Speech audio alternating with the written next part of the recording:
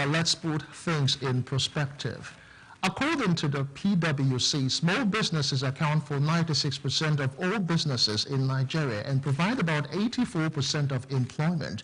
Even more interesting, PiggyVest data shows that women are more likely to own these businesses than men.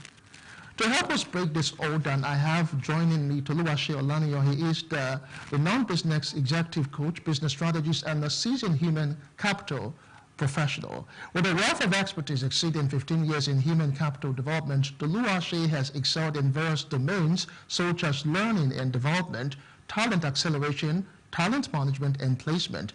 Throughout his career, he has honed his skills in process, project, and people management, earning him an impressive reputation. Notably, Toluwase has collaborated with esteemed brands across numerous countries, including the United States, Canada, the United Kingdom, and Africa. Additionally, he serves as the founder of the esteemed EGO or EGO Foundation. It is great to have you join us, Tolu. It's a pleasure to be here. Yeah, nice to see you again. How are you doing today? Very well, thank you, Justin. Very well, thank you. All right, let's just put things in perspective right now. Now, the PiggyVest report shows that 31% of Nigerians now see entrepreneurship as a saving strategy. Now, from your experience, does this reflect a real shift in mindset, or is it just a temporary response to economic hardship? Thank you, Justin. And to answer this question, I'll use the street parlance, you don't rent, right? So typically, that's the point where we are. But then, understandably, it's also, so this is a space that had been building for about 15 to 20 years now. So I would first say that it's a shift in mindsets first. But most pressing at this time is also an adaptation and a response to economic pressure, right? So there are lesser jobs. Young people are then propelled into entrepreneurship and then creating the job, which I think is a good pressure. So in response to say, is this a temporary feel? I do not think it's temporary, and I think that over time it will also be sustained. So I think that yes, it's not so temporary. It will be sustained over time, but it's a response to economic situation and economic need at this time. Which I think is also a good one, a relatively good one. All right, but then again, I often hear that entrepreneurship is about passion.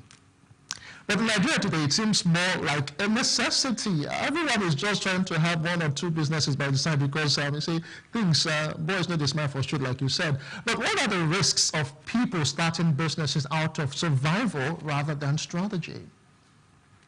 Okay, so now, there's a dynamics with young people and young people in Nigeria and Africa, right? We enjoy our comfort zone. In a way, we enjoy our comfort zone. So even for those who have the passion, who have the drive, who have the zeal, would not move until something pushed them. So we're technically responding to the law of motion. Is that a law of motion? I need to be correct about that. That's physics. Or is it everything stays static until a force comes to move it, right? So exactly, that's what we're responding to. So it's passion for people, right? And again, survival or strategy. I think it's also a blend of both, right? And particularly that's why some of us then stay in that space to be able to provide like a huge form of support in collaboration with government and other agencies. So I think it's a blend of both. But I also think it's a welcome development. Also, something that's more intriguing or maybe worrisome as it is now is that the report highlights that nearly 1 in 4 Nigerians, that's about, if my maths is good, that's about 25%, have gone into debt trying to sustain or start businesses. How can entrepreneurs avoid, well, let's call it a trap, as it were? Education. education is extremely important as we go into into entrepreneurship. Education is extremely important, and there are a lot of enterprise development institutes around the country where people are able to gain this knowledge around how to run a business. Right, running a business may require strategy. Right. So it's very important that you get the education. I mean, one other thing that we've also done at my own company is to find out the best way to provide this education and this support. And then we worked on something called the MSME Toolkit. And we are, having it for everyone to see the step-by-step guide on how to run your business. And then you can call in if you need to speak with a consultant that can help you. People need hand-holding through this process. People need hand-holding through the process. And going into debt, going bankrupt in the first 3-4 years is also a reflection of lack of education, right? People need to be able to understand when to make a shift, when to make an adjustment, and when to make a pivot, when to step down. All of this it borders around education, right? So I think with the right education, entrepreneurship would actually scale. And that's why, abroad, in the US and the UK, there are incubators, accelerators, there are a lot of systems designed to help businesses scale, right? So education would go a long way. All right, let's talk about another interesting aspect of it, women entrepreneurship now. Women are statistically more likely to own SMEs than men. What do you think is driving this trend, and what challenges do you see female entrepreneurs face in Nigeria? You can talk about this vis-a-vis. I know you've done something on She Enabled, yeah. So talk about that. Run us through that. The issues and of course what you have been doing in that line in recent times.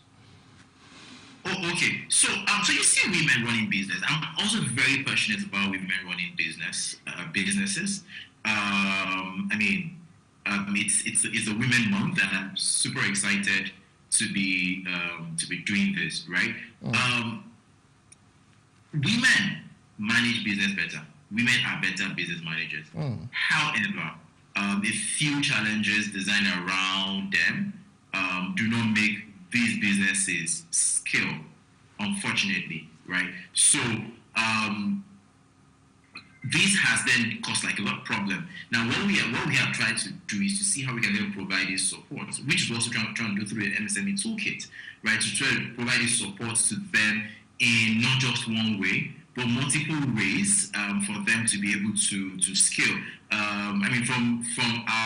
From statistics, women are better business managers, but men start business first, right? So more men would start the business first, but women are more business managers. And you see a lot of women as the foundation, and at the back end of all of businesses. So, but the ones that women run, right, they face a lot of challenge from family to culture to all of it, which I think is also changing, largely. What I think has also influenced women running business the most is from the African culture.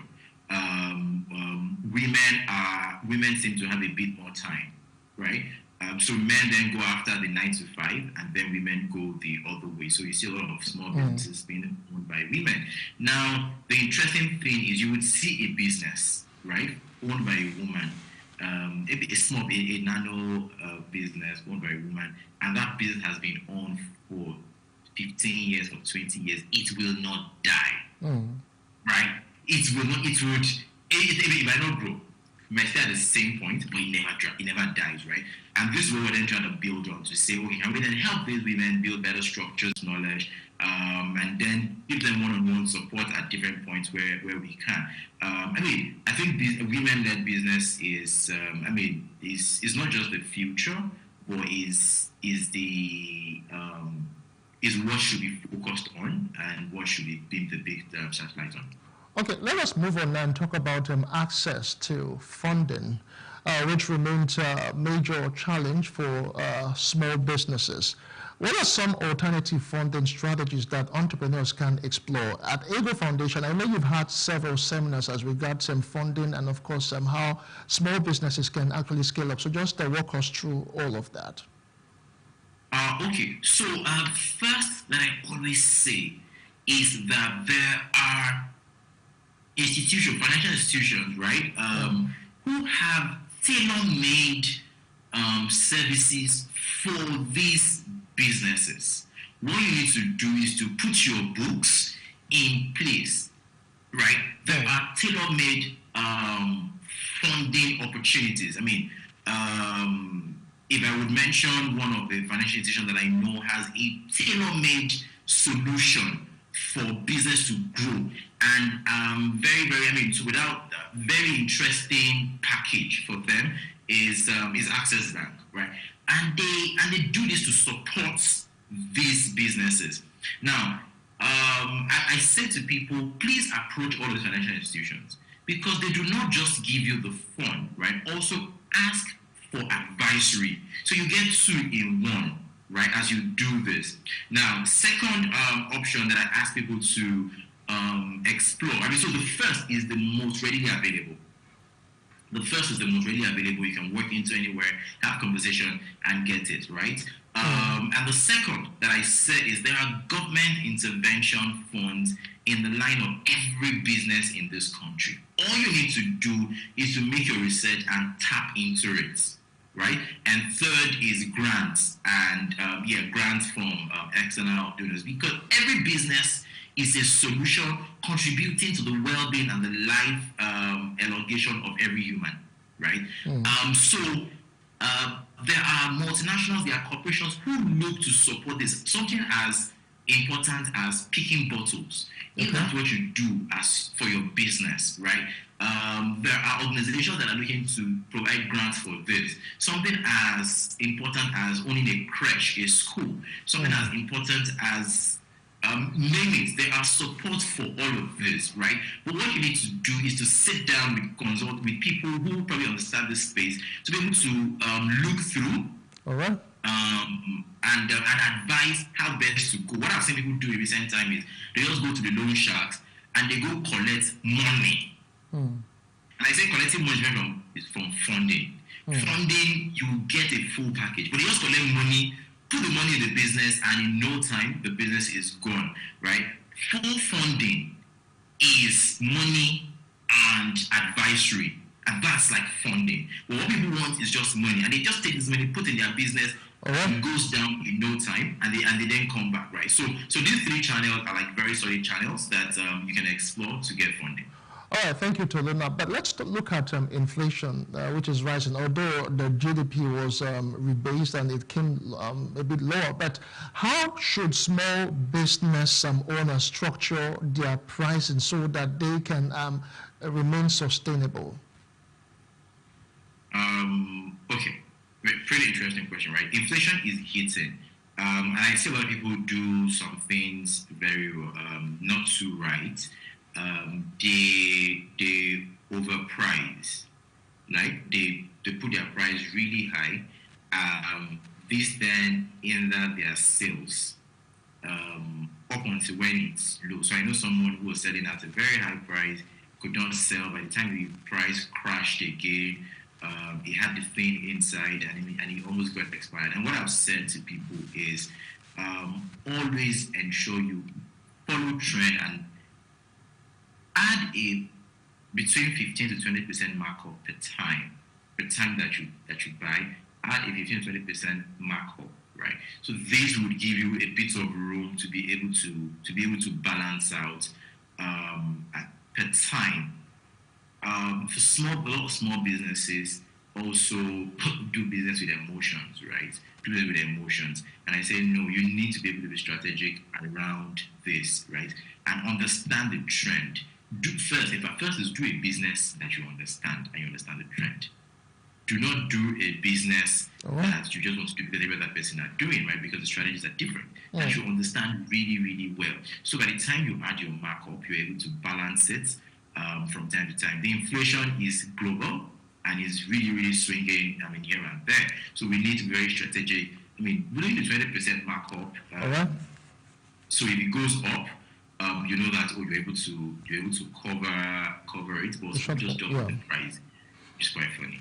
Okay, as we round off now, Tolu, looking ahead, do you think this rise in entrepreneurship will lead to long-term economic stability, or is it just a short-term adaptation to tough times? And then again, how would you advise Nigerians who are considering entrepreneurship as a way to navigate these challenging economic times as we round off? Oh, okay. So I think that this will be in for a long while, right? I think this will be in for a long while, and I'm excited about it. Really, really excited about it. A large number of businesses die within the first 3 years, 5 years. A large number of businesses die. But imagine that we have 1,000 business starts today. So it means in 5 years, that's 2030. A good number of them would have died, right? Well, it means that, say, take for example, 50% die, we would have 500 left, which is also different from if we have 10 start now and 50% die, we then have 5 left. So I think that the increase in number is really important, right? Yeah. And how do we then navigate it as we go forward is that people need to get education and understand how to be able to maneuver their own businesses, right? Education and understanding your businesses. And I think that once you put that together, in fact, particularly education, how to run your business will go a long way. All right. Well, one thing is clear. Nigerians are resilient, and despite the challenges, they are finding ways to adapt. But I think adaptation alone isn't just what is enough for Nigerians. Sustainable entrepreneurship requires access to funding, proper financial planning, and long-term strategy. A big thank you to you, Tolu Ashe, for your time. But I also ask, Justin. 30 seconds, I'm out of time. So the federal government also have like Office of MSME, and they have like MSME clinics. And I think that we can also key into that for a lot of businesses. For people who also will hear this. All right, thank you once again to Oluwase Olani, your CEO and founder of ABLE Foundation. We appreciate your time. Thank you so much, Justin. And of course, thanks to you, our viewers, for being a part of today's discussion. That's it for Business Insights for today. Don't forget to follow Plus TV Africa and all our platforms for more updates. Until next time, I am Justin Akademi. Stay informed and stay empowered. Bye for now.